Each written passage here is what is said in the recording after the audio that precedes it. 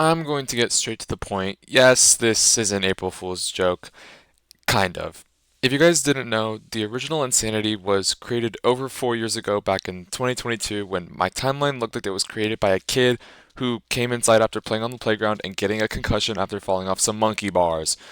This map fell into an indefinite hiatus and it remained unfinished until recently when me and a couple other friends decided to finish it for the funny 4-1. Obviously, this thing isn't meant to be a masterpiece as we were still trying to mimic the original style, but it still feels nice to finally give a map like this closure considering the absolutely insane time gap between its creation and its completion. I'm actually really satisfied with the outcome, even though it's nowhere near today's standards, just because it makes me miss the older days of TRIA map making when everything was just so much more simple. Additionally, I've ported the legacy versions of the previous two maps in the timeline to 1.0, so if you want to really give yourself a headache for a good 10 minutes, then that will also be in the map list for you, but I don't see why you would want to do that.